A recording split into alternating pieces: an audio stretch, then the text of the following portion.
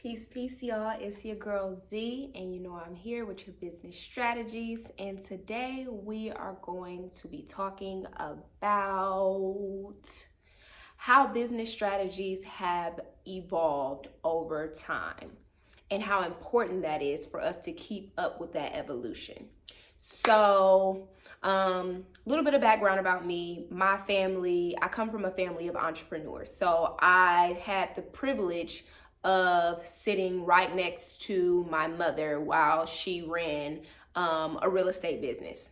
And I was able to learn so much while also a lot of the stuff that I learned, I tried to implement later on in my business and it didn't really work, right? So times have changed and business is evolving rapidly, especially right now, right? So I remember in the beginning of my career, I attempted to just searching for different types of marketing to bring new clientele in, right?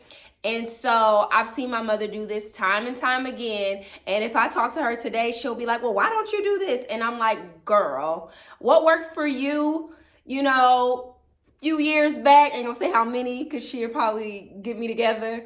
But what worked for you back then is not going to work for me right now. And so I appreciate the effort in her trying to give me advice, but it ain't the same.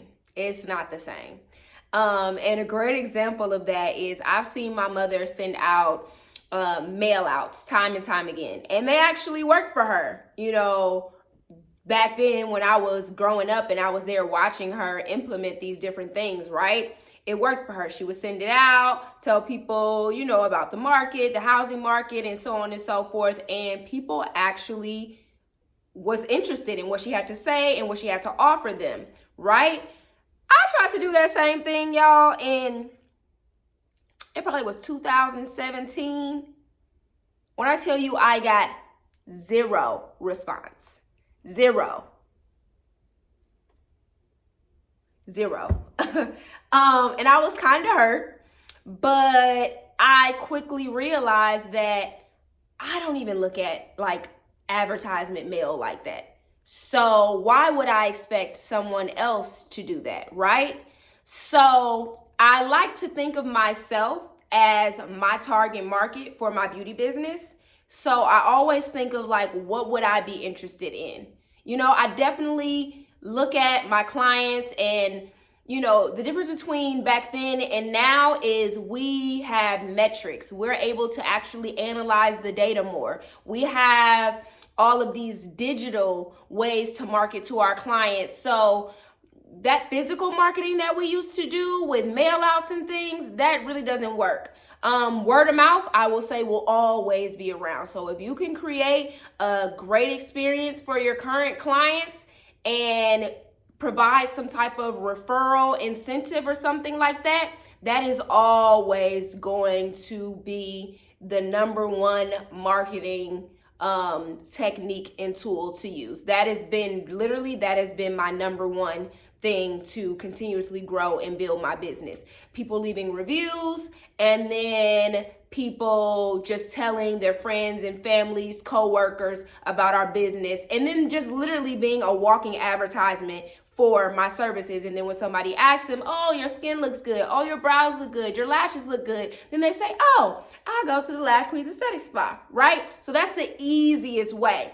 But if you're trying to retain new clientele that you don't have any contact with at all via someone else, then you have to get into these digital platforms.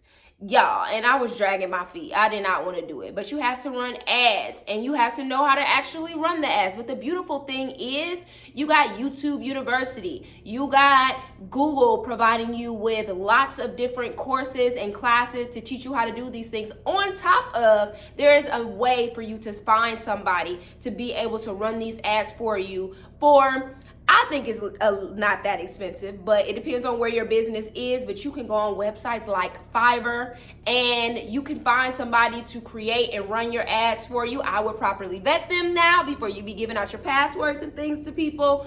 But digital marketing is where it's at, and most of our business strategies are digital, and we can see that now moving into this era of AI, where you are able to use AI for pretty much any and everything. So I would advise you, if you haven't yet, move with the times. And right now we are definitely into this technology based time, and if there is any way that you can implement that within your business, I strongly encourage it. So for me, at the Lash Queens Aesthetic Spa, I use AI to ask for different ways to market my business, right? And using AI, you have to really know what questions to ask. So I would do a little bit of research on how to actually use it, right? Because when I first started using like ChatGPT, I didn't know what to type in. But now that I've been playing with it more and more, it's such a powerful tool. It's such a powerful tool if you know how to use it to your advantage, okay? So asking the right questions to ChatGPT is going to really propel your business forward. You can use it for marketing. You can use it just to give you ideas about how to run your business, not just marketing, but on the inside, on the back side, when you're with your clients and when you're working with, not your clients, when you're working with your employees, how you can build those relationships, the amount of information that we have with the technology that we have today is infinite. So use it to your advantage. Let's not continue to use these old methods. We can't put ads in the newspaper. People don't even read the newspaper these days. I can't even remember the last time I picked up a magazine. So yeah, we have to move with the times, and unfortunately, it is digital. So figure out which digital platform would be best for your business and has your target market. Even television advertising, radio advertisement, that would be still beautiful if you can actually figure out how many listeners they have, how many watchers they have, who their target market is. So all of these different metrics and analytics really matter. So you don't just have to shoot from the hip like we were doing before. We actually know who's listening to this radio station, who's watching this radio station. So if I decide to put an ad out here on this station or within this magazine, if it's a digital magazine or anything like that, how many users you have, all of those things really matter. If you can figure that out, you almost can guarantee the success of your advertisements, okay? Because we don't really have to, when we're running ads and things, yes, cool. But, and I'm talking about like on Facebook, Instagram, TikTok, things of that nature. But if you're advertising on someone else's platform, like a magazine or a TV or radio show or a podcast, they typically know who is watching and listening to them. So you can ask them for that information, and then based on what they give you, if their target market matches up with your target market, then this is a good fit. If not, then it's not. Let me go continue to look more and more. So I just want to encourage you all to roll with the times, baby, because it is technology based, it's AI based, and we cannot do the things that our parents and our grandparents were doing, unfortunately. But moving forward and using this technology to your advantage will also propel your business and get you that money.